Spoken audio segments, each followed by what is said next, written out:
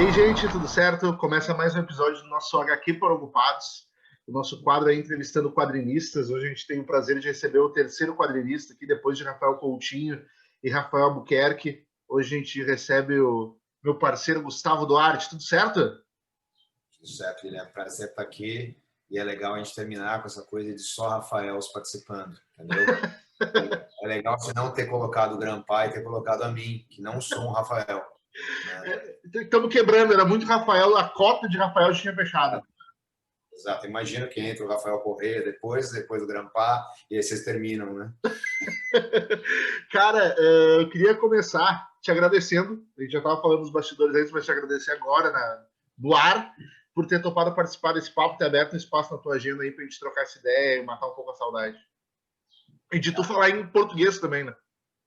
Pô, fazer um zoom em português nos últimos tempos eu estou achando bem legal. Então, é um prazer. Cara, eu queria começar te perguntando, a gente sabe que eu conversei até com a Fábio Keck sobre isso, a gente sabe que a pandemia e distanciamento social, tudo que está acontecendo, teve que fazer muita gente se reinventar na profissão e se reinventar em tudo, assim. Como é que está sendo para ti, cara? A gente sabe que, por exemplo, o trabalho do quadrinista muitas vezes não faz de casa, faz do estúdio, daqui a pouco isso não impede tanto, mas no contraponto, tua vida pessoal fica em casa, tu não tem mais os eventos de quadrinha. Cara, como é que ficou a tua rotina nessa loucura de pandemia de coronavírus? Cara, a minha rotina, poderia dizer que não mudou muito. Por um lado não mudou nada e por outro lado mudou muito. Eu trabalho no meu estúdio há 20 anos. Então, o meu trabalho do dia a dia é aqui, entendeu? É sentar, ler, escrever, desenhar, pesquisar, tudo. Então, é aqui, no máximo, na sala. É mais ou menos a mesma coisa. Porém, justamente por sempre ter optado por ter uma vida, ter o meu trabalho ser dentro da minha casa, meu estúdio ser dentro da minha casa, eu sempre tive algo que minha mãe, eu lembro quando eu mudei para São Paulo, vim de Bauru para São Paulo, minha mãe falava: filho, toma café na padaria, nem que seja só para falar oi pro padeiro, para ver gente, para sair de casa, para ver o mundo, tal. Então eu sempre tomei café fora de casa, sempre almocei pelo menos fora de casa. Jantar, normalmente lanchava algo em casa, tal, continua sendo assim. Então, o que mudou muito para mim é óbvio que hoje eu vejo uma pessoa todo dia que é minha mulher. Eu sou casado, então eu vejo pela manhã e vejo quando ela volta do trabalho. Mas eu sempre tive essa coisa. Tomar café eu já não tomava mais fora, normalmente, mas eu saía uma vez por dia para almoçar. Então eu saía, andava pelo bairro, via gente, almoçava. Normalmente almoçava ou com um amigo ou com uma amiga. Então eu tinha essa coisa, né? Tem dois amigos, um amigo e uma amiga, que eu sempre ou almoçava com um, ou almoçava com o outro. Então eu sempre estava vendo gente, conversando e tal. E isso foi o que mais mudou para mim. Eu saio, eu almoço em casa, como a maioria de todos nós estão fazendo ultimamente. Então, psicologicamente, isso é muito... você fica o tempo todo dentro de casa, o tempo todo dentro de casa. O tempo todo... Então, isso é ruim. É óbvio que, diante de tudo que está acontecendo com o mundo, eu acho muito pequeno o meu problema. Eu não posso sair para almoçar, tal, almoço em casa. É isso. É óbvio que depois de 7 meses, como é o nosso caso, você começa a ficar falando, puta, é cansativo.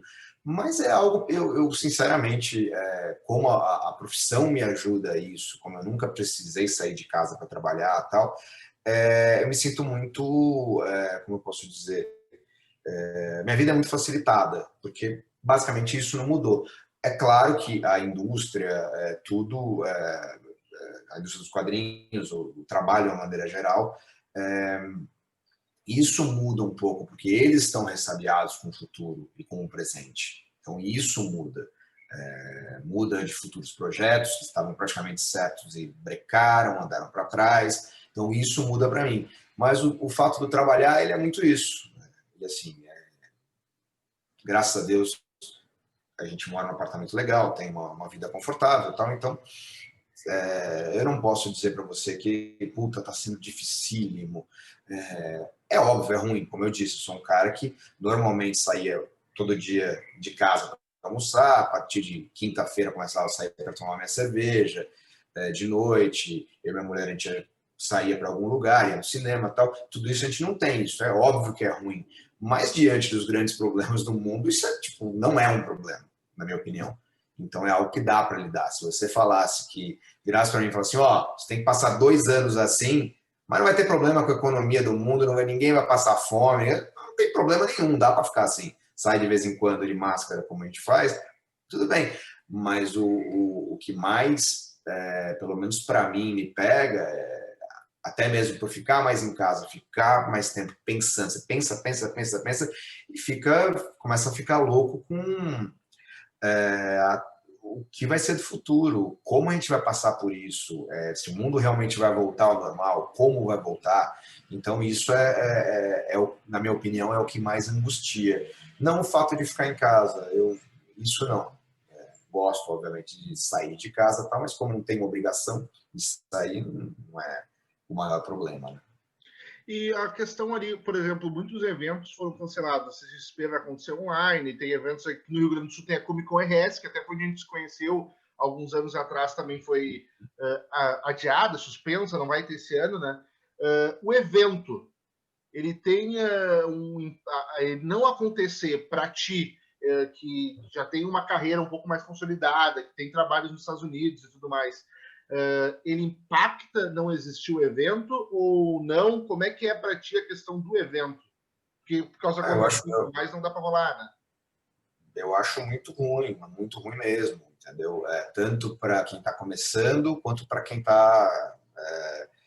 tem uma carreira consolidada, né? Eu coloco no meio disso, eu não tenho uma carreira, não me considero um cara com carreira consolidada, mas também não estou começando porque eu sou velho, então eu estou mais tempo aí. Mas é importante para todo mundo o evento, porque como eu falei, de certa forma, trabalhando num estúdio que é fora de casa ou dentro de casa, todos nós trabalhamos meio sozinhos, né? Por exemplo, você conversou com o Rafa, que trabalha no estúdio no Stout, normalmente, atualmente está trabalhando em casa, mas trabalhava no Stout com os outros amigos, tal, isso é muito legal via gente, mas normalmente o quadrinista trabalha sozinho em casa, tal. E é um momento que você sai, vê outros quadrinistas, conhece outras pessoas e vê o público, entendeu? Porque o contato com o público de verdade ajuda muito, na minha opinião. Eu sempre vi, assim, desde o começo, desde o tempo que eu era mais cartunista do que quadrinista, fazia mais charge, ilustração e tal. Quando a gente ia para algum evento de cartunistas, seja um salão de humor, seja uma Comic Con, seja o que quer que seja, você encontra outros autores, conhece essas pessoas, troca informações, ideias, seja aqui no Brasil, seja fora, seja onde for, e conhece o público que você está atingindo, porque você faz suas coisas aqui, é tudo feito ali, entra aqui dentro do computador, vai, é impresso, você não vê a pessoa, você vê, conversa, discute ideias, eu acho bem legal, eu sempre gostei de conversar, eu sempre gostei de falar, então eu acho uma situação muito ruim não poder ter esses eventos. E por outro lado, até para muitas pessoas, esses eventos você consegue fazer dinheiro vendendo. É claro que não é um dinheiro tão grande. Algumas pessoas fazem muito dinheiro. Eu não sou essa pessoa. Eu faço algum quando eu vou para esses eventos. É legal. Até mesmo por dinheiro, você deixa de fazer, né? Mas esses eventos são importantíssimos. Esses eventos são eventos que você pode sentar ali e conhecer um autor que você não vê no dia a dia. Por exemplo, eu ver o Rafael Albuquerque, por exemplo, eu não preciso de um evento desse. Eu vou na casa dele, ele vem na minha casa. Apesar de a gente morar em estados diferentes, a gente é muito amigo, a gente se vê sempre. Mas tem outras pessoas que você não é tão amigo, então tem uma chance de ver. Você não é tão amigo e gosta. Porque tem pessoas que você não é tão amigo e não gosta, então é um prazer não ver. Mas outras pessoas você gosta, então é legal ver, conversar, conhecer pessoas que você conhece o trabalho e nunca viu, entendeu? Tem caras que eu vejo o trabalho e falo, pô, gostaria de conhecer essa pessoa, esse autor, bater um papo, tal, não sei o quê. Então isso é legal. Não tendo esses eventos é uma pena. É uma pena porque a gente perde tudo isso, a gente perde mais do que dinheiro, a gente perde essa interação. Isso é muito ruim, tanto com os outros autores, com futuros editores, com editores do nosso dia a dia. Por exemplo, eu estou trabalhando há 2 anos e meio com um autor, 2 anos e meio? Tá? 2 anos e pouco, exatamente. 2 anos e pouco. Com o Michael Norton, que é o cara que escreveu o Dear Justice League. Até hoje a gente não se viu ao vivo, a gente ia se ver esse ano numa convenção. Não tem convenção, entendeu? Eu lancei um livro na Alemanha, o Dear Justice League foi lançado lá, e aí eles aproveitaram e lançaram um livro meu, só meu, inédito, tal, quer dizer, com algumas histórias que já existem e outras histórias inéditas. Fiz o livro ficou super bonito e tal. Eu nunca vou lançar esse livro lá. Eu estava indo para a Alemanha quando começou a pandemia. Então, você perde isso, perde o fato de ir, por exemplo, para outro país e conhecer outras pessoas em outro país, ver o que essas pessoas acham do seu trabalho, entender como as coisas funcionam lá também. Então, tudo para mim, eventos como Comic Con, Salão de Humor, mesmo eventos de palestras, essas coisas são mais importantes para mim para aprender do que para passar alguma coisa para alguém. Eu aprendo muito nesses eventos, então eu sinto muito essa falta. Tu falou no decorrer dessa resposta a questão que começou como chargista e cartunista e depois se tornou quadrinista. Como é que funciona essa transição e quando tu começou, tu já queria ser quadrinista? Como é que é para ti? Porque tu segue fazendo charges, a gente vê principalmente no teu Instagram ali, que posta bastante. Mas como é que era isso? Assim? Tu queria ser o quê no início e como é que se desenrolou tua carreira? Eu queria ser o Charlie Schultz quando eu era criança, né? Mas logo quando criança eu percebi que era impossível ser o Charlie Schultz. Eu queria ser cartunista quando pequeno. Assim, a minha visão de o que eu quero ser era baseada no que eu quero ser da época. Então, os meus heróis faziam tudo. Os meus heróis faziam quadrinho, cartoon, charge, caricatura, alguns mais para um lado, alguns mais para o outro. Por exemplo, o Ziraldo é um dos meus maiores heróis. Eu falei o Charlie Schultz, o Ziraldo, o Enfio, o Aragonés, esses caras, depois o Will Eisner, esses caras, muitos deles faziam um pouco de tudo, faziam um pouco de cartoon, um pouco de charge, um pouco de, principalmente o Ziraldo, principalmente no Brasil, né, o Enfio, o Ziraldo. Então eu não me via, como eu não me vejo, na verdade o mercado me impôs isso, mas eu não me vejo sendo um cara que, puta, não, eu só vou fazer quadrinhos. Atualmente eu só faço quadrinhos porque o mercado não me dá a possibilidade para fazer outras coisas, mas eu faria outras coisas com muito prazer. Eu faria charge, faria caricatura, faria cartoon, faria mais design gráfico, mas assim, eu faço quadrinho, sempre quis fazer quadrinho, como sempre quis fazer as outras coisas. Quando moleque, quando eu comecei a publicar com, sei lá, 17 anos, uma coisa aqui, outra ali e tal, era muito mais fácil você trabalhar em jornal, em revista, coisas que hoje em dia são muito... A revista praticamente morreu no Brasil, né? E jornal, apesar de a gente ter vários, quebraram, claro, você tem pouco espaço para charge dentro de jornal. Você tem a Folha, que tem bastante, na minha opinião, mais chargistas do que devia, com todo respeito. Eu acho que o chargista precisa do dia a dia e a Folha tira isso deles.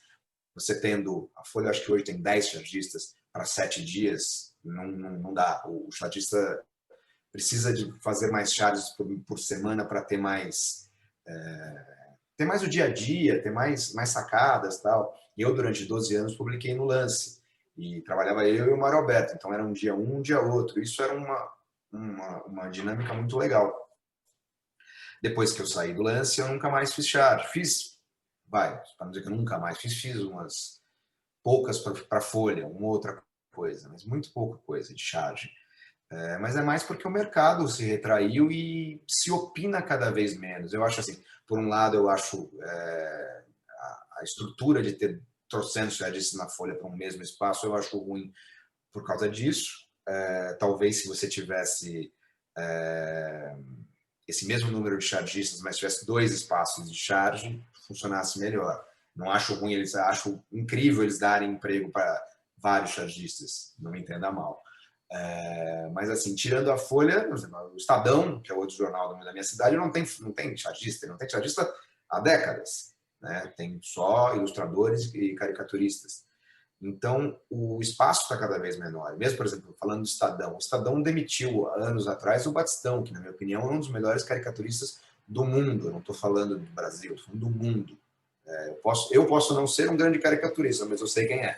E o Batistão é um deles. E, assim, um jornal que tem a pachorra de mandar um Batistão embora mostra que o mundo está maluco, entendeu? Então, a imprensa mandou o Batistão, mandou o Loredano e mandou o Carlinhos. Mandou o Loredano embora.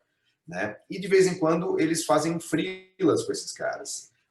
Então, hoje em dia, o trabalho de cartunista, chargista, virou meio essa coisa esporádica, tal. Você tira um Batistão que era um funcionário do jornal para chamar ele para fazer uma caricatura a cada 10 dias. Então, é complicado porque esse cara precisa do dia a dia para trabalhar. É isso que eu estou falando, entendeu? Que é o mesmo problema lá da Folha.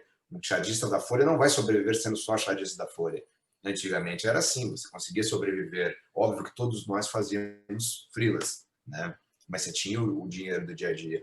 Então, não fazer charge, não fazer caricatura e não fazer cartoon de uma maneira geral, para mim, não foi uma opção. Foi algo que o mercado tem se mostrado no Brasil. Cada vez mais, é claro, por que você não faz uma charge dia sim, dia não e coloca no seu Instagram? Velho, por que um engenheiro não constrói um prédio por dia e coloca no seu quintal? Pô, por que um padeiro não faz 10 pães e joga para cima? Assim, legal, porque eu adoro fazer o que eu faço, mas também é minha profissão. Então eu tenho que focar no que eu faço e gosto de fazer e dar trabalho e paga minhas contas, do que só fazer pelo mero diletantismo. Tal. Esses dias, durante a pandemia, eu fiz uma charge do Bolsonaro, tal, porque ele falou alguma coisa, uma cena tão bizarra que eu fiz uma charge, tal, fazia muito tempo que eu não fazia. Mas é muito raro, você estava com tempo, estava tranquilo, achei que valeria a pena fazer, mas é algo que não dá para se comprometer, vou fazer todo dia só porque eu sou cartunista e gosto disso. Isso é uma coisa que às vezes no Brasil a gente mistura um pouco. Eu adoro fazer o que eu faço, eu acho que uma coisa essencial para qualquer profissão é você gostar do que você faz. Eu gosto do que eu faço e faço com muito prazer, porém, também é minha profissão. Então não dá para... Não, estou fazendo aqui, vou continuar, vou trabalhar de madrugada, porque eu gosto muito do que eu faço. Não, eu gosto muito do que eu faço, mas eu quero ter uma vida agradável, eu quero ter tempo de estar na minha casa, fazer alguma coisa. Antigamente, quando a gente podia sair com a minha esposa, pegar um cinema e jantar, passear, mas que seja... A gente tem uma pequena sacadinha aqui, tomar uma cervejinha na sacadinha nesse atual momento, eu já fico muito feliz. Então eu tenho que aproveitar essas coisas. Ou até mesmo não fazer nada, que é uma das coisas que eu mais gosto na vida. Não fazer nada é legal. Então, eu trabalho bastante para no tempo que eu não estou trabalhando poder não fazer nada também. Então por isso eu acabo não fazendo essas outras coisas que eu gosto muito. E se existisse uma oportunidade de trabalho, de voltar, por exemplo, fazer 2 charges por semana, alguma coisa para algum lugar, eu faria com muito prazer, entendeu? Mas é mais porque diminuiu. E lá atrás, quando eu fazia charge, quase não fazia quadrinho, eu queria fazer quadrinho e tinha preguiça, porque fazia um monte de charge, fazia charge todo dia, ou charge ou ilustração todo dia para o lance, fazia freela para a Folha. Durante uma época eu trabalhei, nesse mês, fazendo tudo isso, eu trabalhava na W Brasil, com publicidade, então você não tem tempo, né? Aí eu comecei a fazer quadrinho, juntei cartoon e saí da W, publicava no lance, fazia algumas coisas para a Folha e fazia meus quadrinhos. O quadrinho foi ultimamente o que mais cresceu, o que mais me deu a oportunidade de fazer trabalhos que geram poder pagar as contas aqui de casa. Então eu mantenho fazendo mais quadrinho. Mas se você olhar minhas charges lá de trás, se você vê meu trabalho antigo, você vê que tem uma influência do quadrinho, sempre teve. Até no estilo, na maneira de contar, na maneira de falar, na maneira...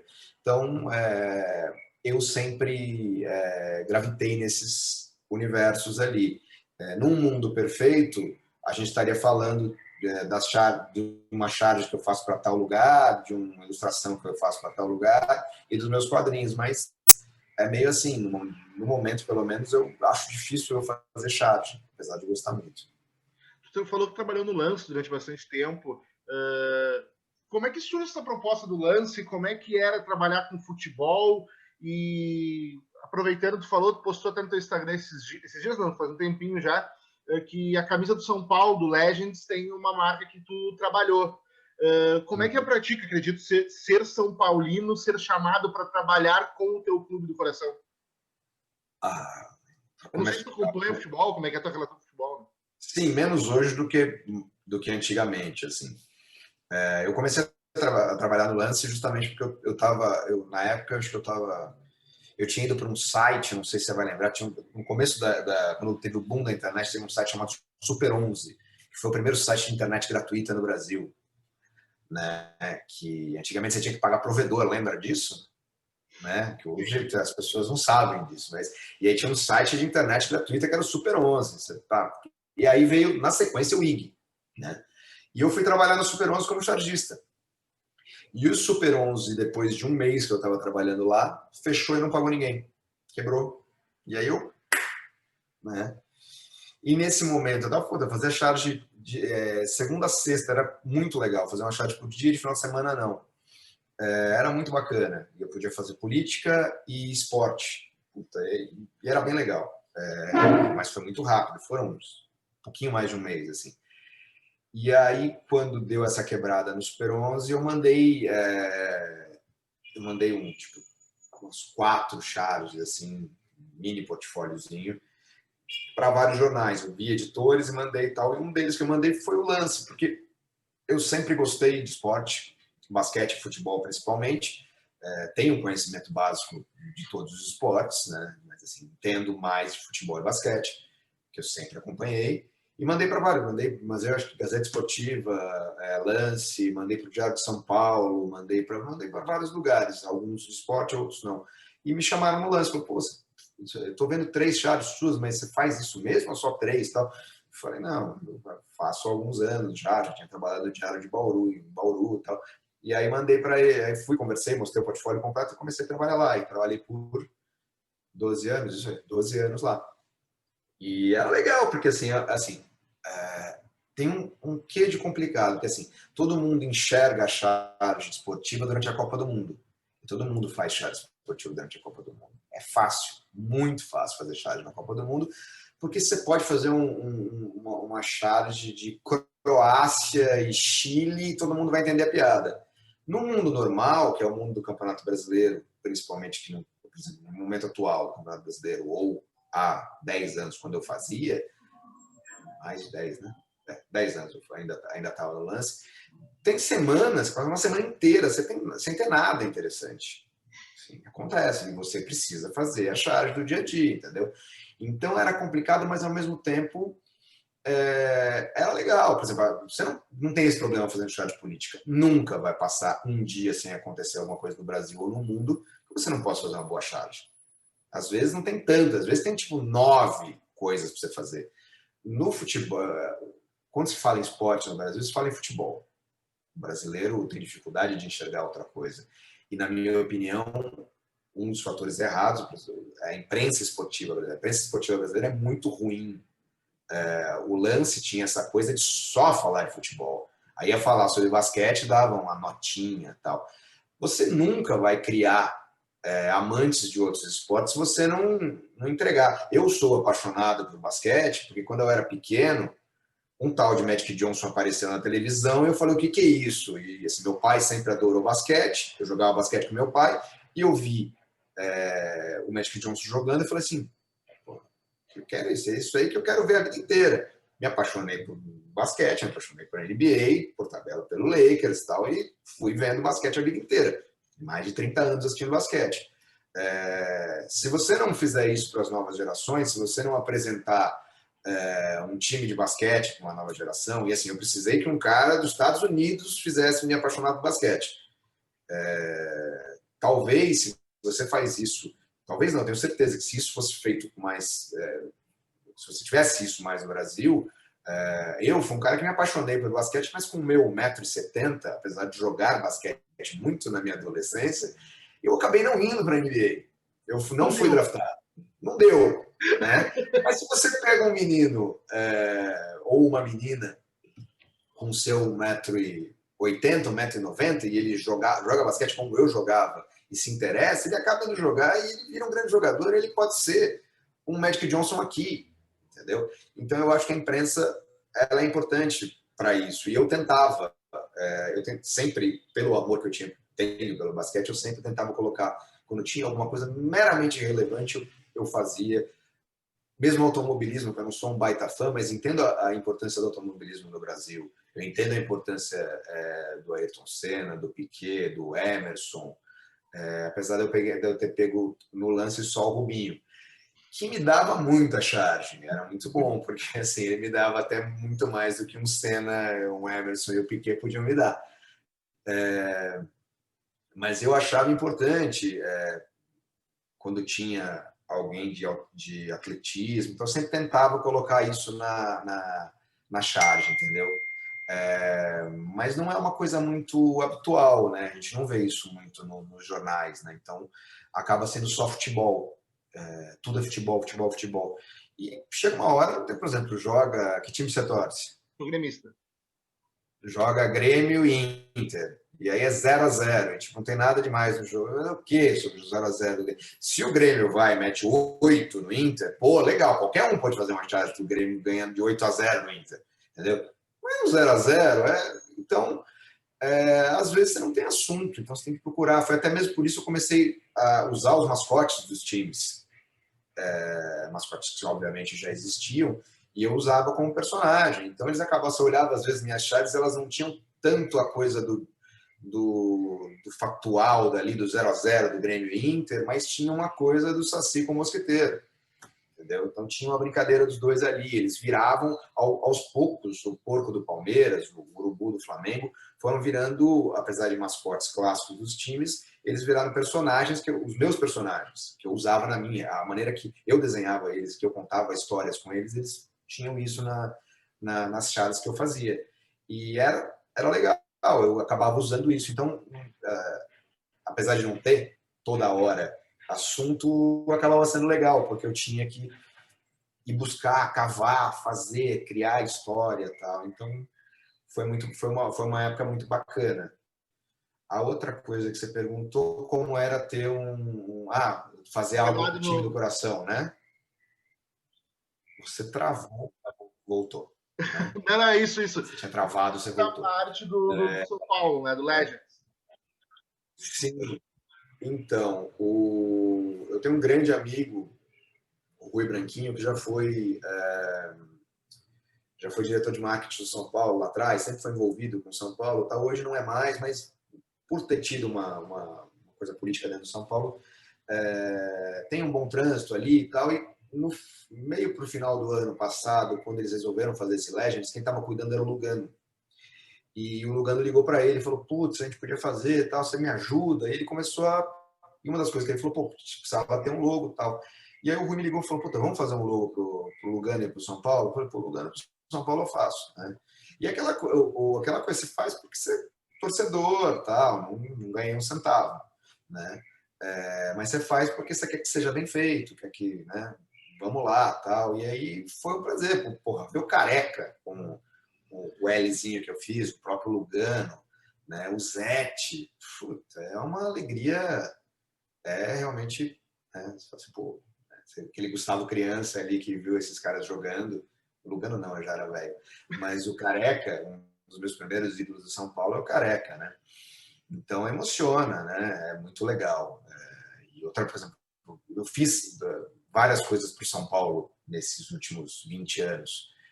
Fiz ingresso, fiz camisa comemorativa, camisa para usar, para vender lá dentro com o Santo de São Paulo. Fiz várias coisas, como torcedor e como tudo. Como ultimamente a gente estava usando isso, estava falando com a minha mulher sobre isso, assim, totalmente pro bono, né?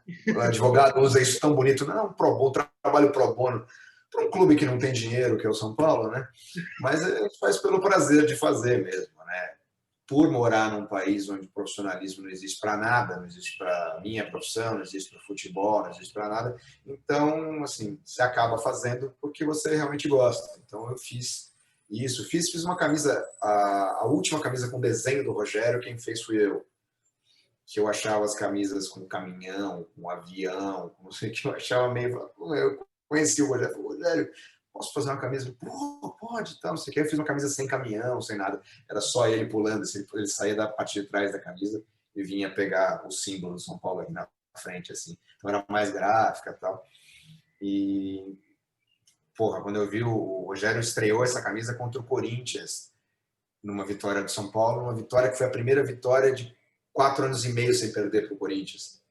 Então, pô, é legal, né? Você vê a camisa, e ainda mais dando sorte e tal, e ter pego um momento legal do São Paulo, que foi o começo ali, acho que o São Paulo foi campeão paulista, ele usando essa camisa, depois emendou um monte de coisa e tal, então foi legal, é muito bacana, assim, quando você consegue unir uma paixão de criança, uma paixão que a paixão de criança é a única paixão verdadeira, né? Que é aquela coisa que você, realmente um puta amor que você tem. Com o seu trabalho, que também, no meu caso, eu acredito que no seu, tal, é uma paixão que vem desde criança. Eu sempre quis desenhar, sempre quis fazer design e tal. Então, eu junto as duas coisas. Então, é muito legal. E a massa que tu falou, deu sorte, né? Imagina se o São Paulo não ganha a primeira partida, não usaria mais a camisa. Ia ser... Eu ia acabar usando, mas ia ser... Quando ele pegou e usou num jogo importante, eu falei, puta, não, Rogério, a estreia contra o, sei lá, contra o Água Santa, né? Mas não, mas era uma época diferente do São Paulo, era uma época que tudo era, né? E ele quis e eu achei legal, e ele falou para mim, assim, eu não cheguei a falar não usa, né? Ele falou assim, eu quis usar, eu quis estrear num jogo importante por ser uma camisa nova, a camisa que você fez, então eu quis estrear contra o Corinthians. Aí eu falei, pô, que bom que a gente ganhou também, né? Fico muito contente pelas duas coisas. Não, porque eu uma vez comprei uma camisa do Grêmio numa promoção. Comprei a camisa, cheguei em casa, tinha um Grêmio Palmeiras, sei lá. E eu estreiei a camisa. E o Grêmio não ganhou. Daí o meu pai é o cara mais precioso do mundo. Tipo assim, tem que sentar no mesmo lugar para ver o jogo. Toda quarta-feira é a mesma janta, o mesmo tudo. E o Grêmio não ganhou. Daí deu, e ele me olhou e não falou nada. Deu mais uma semana, eu usei de novo a camisa, o Grêmio perdeu. Desde então eu nunca mais pude usar a camiseta que ele faz eu tirar a camiseta se eu apareço a camiseta na frente dele. Seu pai tá certo. Seu pai tá absolutamente certo. Deixa eu te falar uma coisa, isso com todo respeito. Uma camisa de jogo ali, o cara tem que usar pela primeira vez um dia, tem que ser uma primeira vez. No nosso caso, como torcedor, nunca use uma camisa que você acabou de comprar num jogo, principalmente num jogo importante. Não! No máximo, você vai assistir Grêmio e, sei lá, algum time da segunda divisão do Rio Grande do Sul, beleza. Não estreia com... Não. Estrear a camisa, por exemplo, as camisas de primeiro uso. Puta, vou no boteco da esquina aqui, ponho a camisa nova do São Paulo, tal, não sei o quê. Mas eu não uso camisa do São Paulo nova em dia de jogo, que vale alguma coisa. De jeito nenhum, né? Cara, e outra coisa que tu estava falando ali da questão do esporte, eu sou formado em jornalismo, né?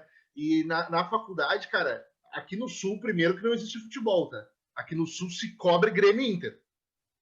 O resto do Brasil não existe pra gente aqui. O Sul aqui, os jornais do Sul, os programas de esporte da televisão, ninguém sabe sabem que o Cruzeiro tá na Série B porque contratou o Filipão porque foi treinador do Grêmio um dia. Essa é a referência que a gente chega. Eu tenho um carinho muito grande pelo país de vocês. Um país que eu gosto muito, assim, do Uruguai, Rio Grande do Sul, Argentina, são países que eu adoro. Mas uma coisa que eu aprendi na faculdade, cara, é que infelizmente, e daí acho que até faz sentido com o que tu falou antes do basquete, o Brasil só torce para outros esportes quando tem um ídolo no esporte. Por exemplo, o Brasil só acompanhou o tênis um tempo porque tinha o Guga. A Fórmula 1 porque tinha o Senna. O vôlei porque o Bernardinho montou aquela seleção. Mas, infelizmente, quando essa geração para, eles não é que nem o futebol que segue acompanhando. O brasileiro gosta de ganhar, o brasileiro não gosta de esporte. Tem nada a ver com esporte. Tanto é que a briga de um torcedor com o outro, que eu acho a coisa mais... Eu ia falar um palavrão, mas não é correto falar palavrões. Eu acho muito broxante, assim. Toda a briga o meu time ganha mais que o seu. Cara, você não torce para um time porque ele ganha ou porque ele perde. Assim, quando o Grêmio foi para a segunda divisão, você não deixou de ser gremista. Isso não existe. Uma bobagem. Mas na hora de se discute, não, eu já ganhei. Cara, puta, não, o meu time é melhor porque ganha. Não, cara, desculpa. Eu sou São Paulino e sou noroestino também, porque eu sou de Bauru, né? Velho, eu adoro o Noroeste, eu não vou dizer que eu adoro o Noroeste porque ele ganhou 2 Copas Paulistas e não sei quantos Série B do Campeonato Paulista. Cara, foda-se, eu gosto porque eu adoro. Eu tenho uma ligação afetiva, entendeu?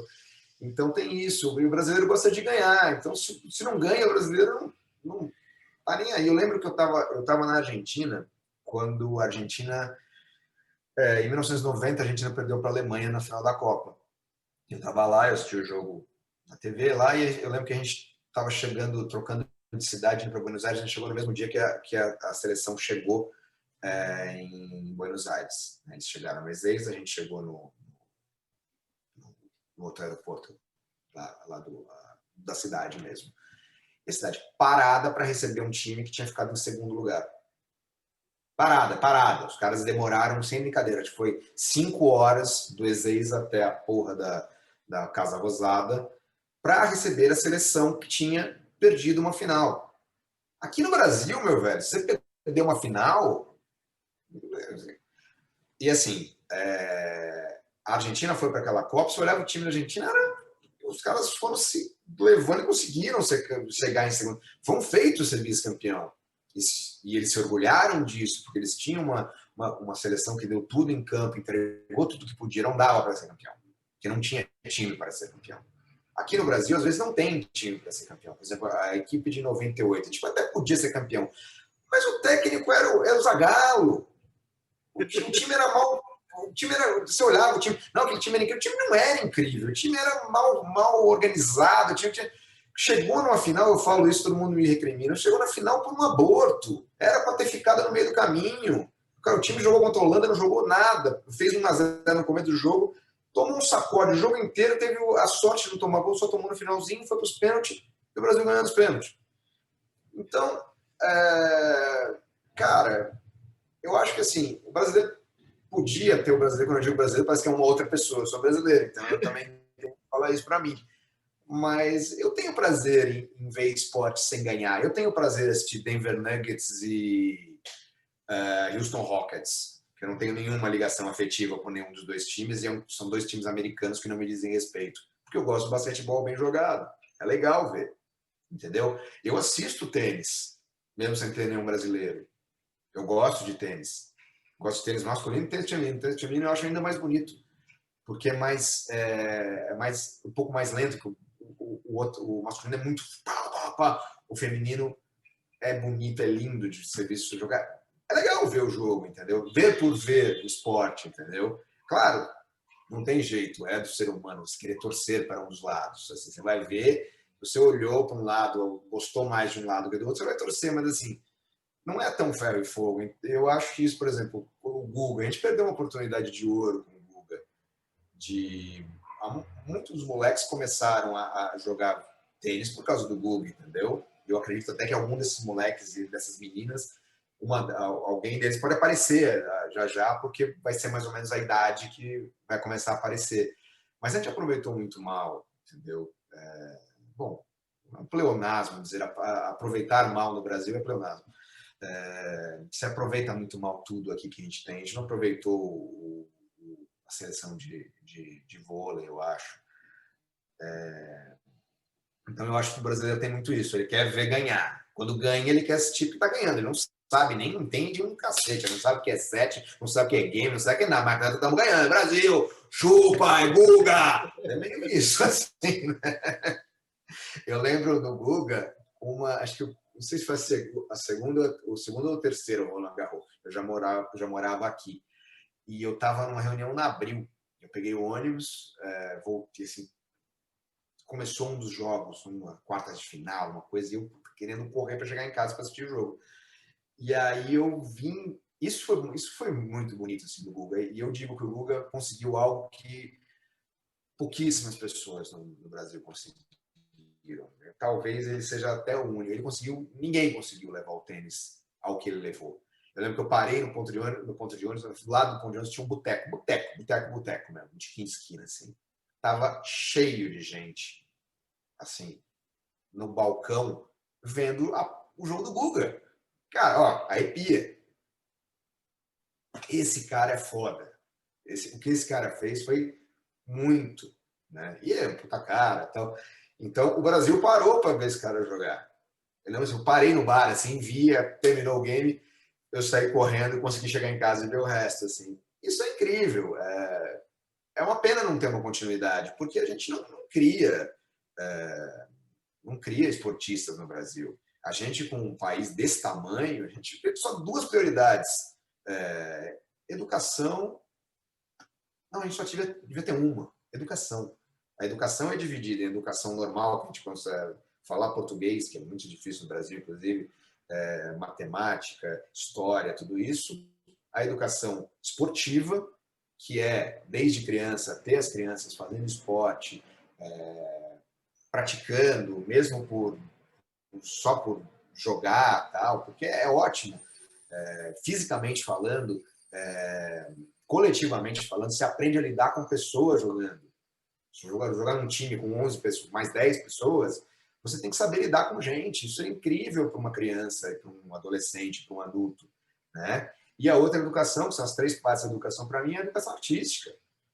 Você tem que saber de música, você tem que saber de arte, você tem que saber de desenho, cinema, teatro, entendeu? Você dá essa gama para as crianças quando pequenas, porra, se você, é só isso, é a única coisa que tem que se fazer. E é a única coisa que não se... A única coisa, não se faz muita coisa no Brasil, mas não se faz um catso pela educação do Brasil e nessas três vertentes. A gente, com um país desse tamanho, a gente poderia ser um país, já que o brasileiro gosta tanto de ganhar, que a gente poderia ganhar a Olimpíada. A gente poderia ser campeão mundial de basquete um dia, entendeu? A quantidade de gente que a gente tem aqui no Brasil. Mas tem que se praticar. Se praticar esporte é uma... Eu vejo, como sempre fui muito ligado ao esporte, você vê o que, por exemplo, o que um Guga passou, o que um Meligeni, e são caras até que tinham uma condição financeira legal, graças a Deus. Mas são caras que sofreram pra cacete para conseguir chegar a algum lugar. Não existe uma política no Brasil de inclusão esportiva, de colocar gente para jogar basquete, futebol, vôlei, tênis. Nunca vou esquecer da frase de um menininho vira pro Lula, no Rio de Janeiro, acho que o Cabral estava junto, só o pessoal de primeira linha. E ele vira pro Lula e fala, pô, presidente, o moleque louco por tênis, eu queria jogar tênis, aqui não tem quadra de tênis. Fizeram uma quadra, a quadra toda destruída, e não dá para jogar tênis. A gente fez uma quadra poliesportiva, onde ele morava, tal. Não dá para jogar tênis. Jogar tênis o quê? Tênis é esporte de burguês. Velho, não tem burguês, esporte é para todo mundo. Acho que golfe só é bem burguês mesmo, não dá para golfe para todo mundo. Mas acho que até dá, né? Golfe na minha cabeça é mais difícil, mas porra, o moleque quer jogar tênis, vai jogar tênis, quer jogar futebol, vai jogar futebol, quer fazer atletismo, pô, esporte é para todo mundo, cara. Então é triste essa visão, né? E eu não posso dizer que melhorou em nada, né? Como a gente está num país onde a gente critica, por exemplo, como eu acabei de criticar o Lula, vão pensar que eu posso gostar do presidente atual. Como assim, eu consigo me expressar, consigo falar, eu tenho dificuldade de dizer que eu posso achar que aquilo é um presidente, né? O Lula tem as minhas ressalvas, mas ele foi um presidente. Esse imbecil não dá para nem começar a falar, né? Cara, e a próxima pergunta que eu ia te fazer era realmente sobre isso, assim, cara. O chargista, o cara que trabalha com Charles, pode me corrigir se eu estiver enganado, tá? Porque eu não posso estar falando na minha cabeça sem ter certeza. Mas o chargista, muitas vezes, a situação política, a Charles é muito para criticar também essas situações que a gente vive. Tu já fez, eu acho que a Charles que tu estava falando recentemente, que tu postou é a do Quinto Cavaleiro, acho que pode ser essa, né? Porque eu vi no teu Instagram. E tu acabou de também dar a tua opinião sobre o atual presidente, sobre toda a situação. Como é que tu avalia a situação política nossa? Como é que tu avalia... E teve algum momento que tu ficou com receio de te posicionar contra A ou B, ou, por exemplo, contra o atual presidente, por medo de perder trampo, perder alguma coisa, ou nunca rolou isso? Assim? Não, não, não. Eu sempre trabalhei. Hoje eu não trabalho como jornalista político. Comecei minha carreira há 20 e poucos anos trabalhando com política em Bauru e tal, tanto política municipal, estadual, federal, até fazendo charge de política internacional. Nunca tive medo. Eu venho de uma geração que tinha como heróis os cartunistas que fizeram charge na época do governo militar, que era muito mais pesado do que hoje. Então, realmente você podia ser pego, jogado numa cadeia, né? E aconteceu com vários. Não é ouvir dizer. Não é um retardado mental, um limítrofe que fala que não existiu uma ditadura. Não existiu. Se matou gente. Se bateu em gente, por exemplo. Você ir um debilóide que vai e fala que o comandante Ustra é um cara legal, é um cara que deveria, talvez não atrás das grades, mas no manicômio. É uma pessoa desprovida de qualquer ligação com a realidade. Entendeu? Eu ter minhas ressalvas contra o PT, com minhas ressalvas contra o PSDB, contra o PDT, do momento democrático, é normal. Assim. Não necessariamente vai estar lá alguém que você acha que é perfeito para o caso. Mas aí chegar ao ponto que a gente chegou, de ter um cara, o Wagner, o síndico do meu prédio aqui, é infinitamente melhor que o Bolsonaro. Eu toparia o Wagner como presidente da República, mas o Bolsonaro não. Gente, não é. E aí não, porque o Lula. O que tem a ver o Lula? Não tem nada a ver com a história, velho. Você tinha uma eleição que você podia votar em trocentas pessoas, optou-se por votar no Bolsonaro, que é um cara que. E assim, se você pegar 5 minutos da sua vida e ver o que o Bolsonaro fez na vida inteira dele, você vê o quão canalha ele é, o quão imbecil ele é, o quão despreparado ele é, o quão ladrão de galinha ele é, porque eu concordo, ele nunca foi um cara de grandes dinheiros roubados, assim, tipo de bilhões, né? Ele roubou só, mas parece que a conta dá milhão já, entendeu? Com esses roubinhos de galinha que ele fez, ele e a família e tal, né? Eu acho absolutamente surreal a gente ter chegado. Para mim, o fim de uma civilização. Você aceitar que o Bolsonaro pode ser presidente da República. Eu não acho que o Bolsonaro possa ser síndico de prédio. Ele não tem. Não dá, cara. Ele não sabe conversar. Se ele não gosta, é uma criança mimada. Se ele não gosta, ele xinga. Pô, meu velho, não. Você é presidente da República. Eu não sou presidente da República, você também não é. Se eu falar uma coisa que você não gosta, você não me xinga. Estou conversando com você. Né? Por exemplo, estamos aqui numa entrevista. Se você falar uma coisa que eu não concordo, eu não vou te xingar. Eu vou falar, pô, Guilherme, eu acho que não é por aí. Aí você fala, por exemplo, digamos, você fosse um fã do presidente Bolsonaro. Aí você falava para mim, eu falava, não, e a gente, beleza, segue a vida. Eu não preciso te xingar porque eu não concordo com você. A gente chegou a um ponto que as pessoas xingam as outras porque não concordam com as outras. Ô, meu, não. E o exemplo que esse cara dá é muito perigoso. Muito, muito, muito perigoso. É muito triste mesmo. Eu imagino pessoas que lutaram na época contra a ditadura, tal, que elas olham para esse cara e veem, assim, né? Porque é uma bobagem. Não, porque os esquerdistas, esquerda, direita, ele podia ser um cara de direita e ser um cara incrível. Ele podia ser um cara de esquerda e podia ser um cara incrível. Não tem nada a ver. Posições políticas não te tornam um canalha. Ele é um canalha porque ele é. Assim, eu acho absurdo. Assim, e o que mais me assusta não é ele ser um idiota. Porque isso era claro. Se eu olhava, fui olhar e falei assim, deixa eu ver o que esse cara fez nesses 27 anos como deputado, tal, às vezes, né? Aí fui Às olhar vezes ali. passou despercebido alguma coisa. A gente não percebeu, tal. Às vezes ele fez, por exemplo, eu tenho o Tiririca é infinitamente melhor do que o Bolsonaro. O Tiririca aprovou aquela lei, não sei se você conhece essa lei, que é a lei que beneficia as crianças do circo. Porque, você sabe dessa história, né? O circo vai mudando de cidade e era um problema enorme para as crianças se colocarem na escola. E ele criou uma lei que criança que é do circo, na hora que ela chega numa cidade, ela já tem ela está dentro da escola.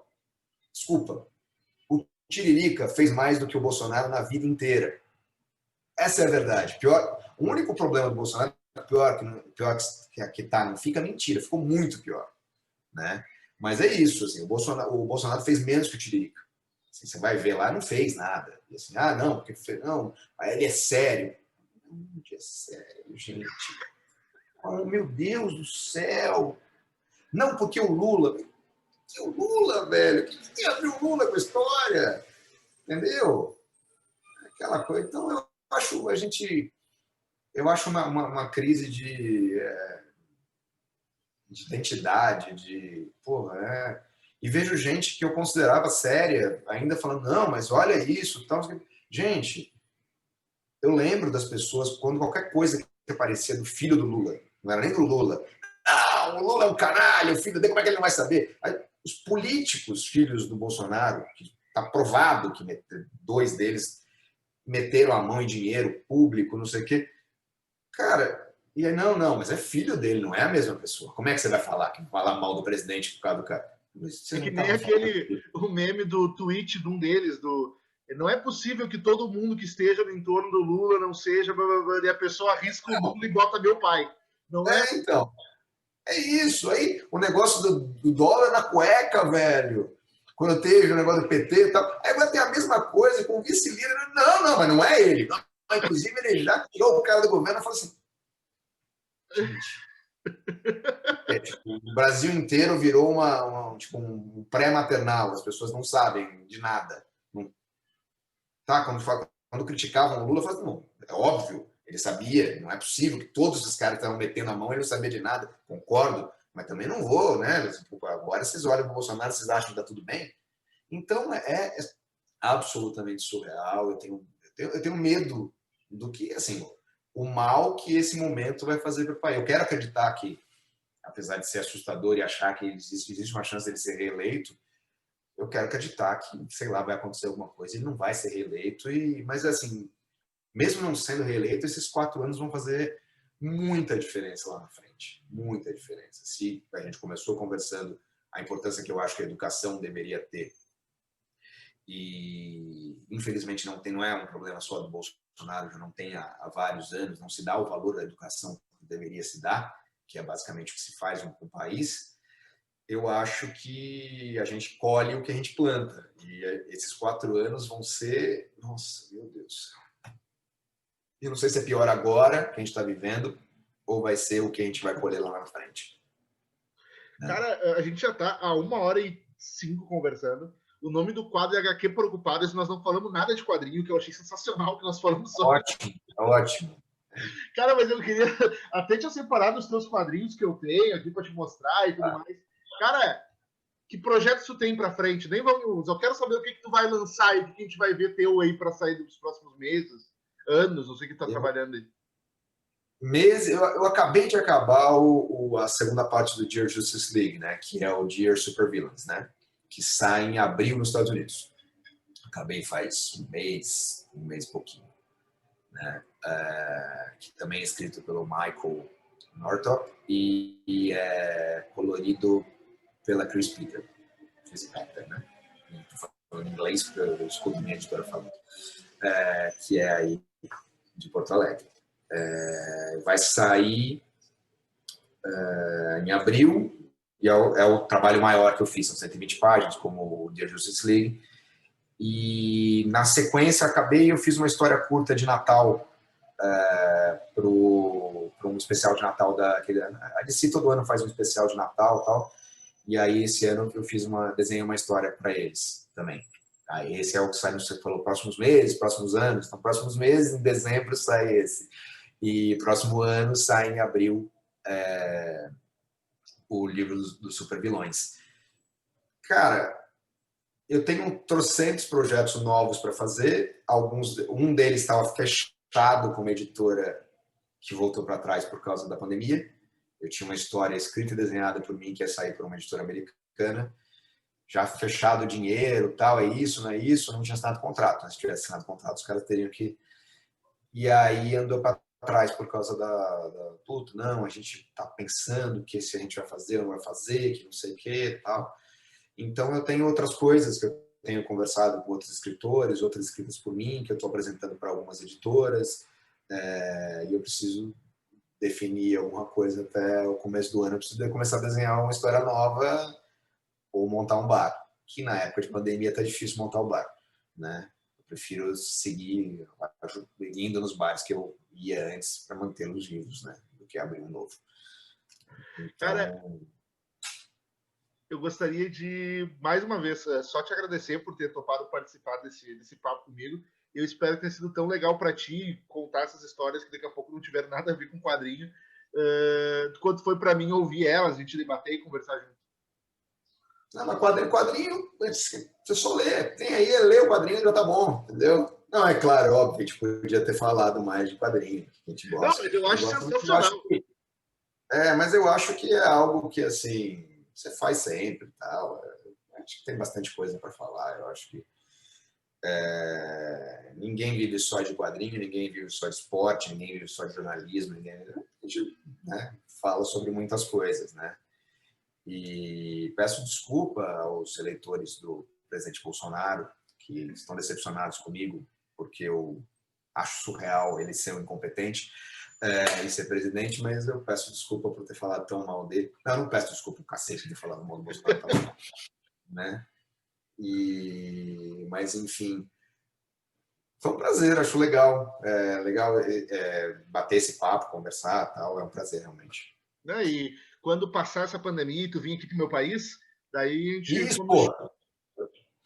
Eu tô louco para ir para o seu país, estava falando com o Rafa semana passada, que eu tô até com o passaporte em dia, tá tudo certo, assim, ele disse que dá para ir, o problema é que vocês estão com as divisas fechadas por causa do coronavírus e tal, mas ele disse que logo no futuro vai ser possível a gente visitar, porque é outro país. Né? Isso não, daí quando tu vir para cá, a gente come um churrasco e toma uma cerveja junto. Sim, ou come um X. Oh, X coração, que daí é o mais raro. Isso, X coração que eu tô falando. Né? Já fui muito ao seu país. Tenho muito apreço. Tenho muito apreço pelo seu país e alguns dos meus maiores amigos são dessa nacionalidade aí, que eu gosto muito. Não, e dá para ver que tu conhece a nossa culinária. Exato. O X coração é algo realmente... Tenho fotos da primeira vez que eu comi um X coração. Gustavo, brigadão, cara. Brigadão de verdade. Eu que agradeço. Um prazer. Precisando é só gritar. Até mais. Tchau, tchau. Até mais. Tchau, tchau.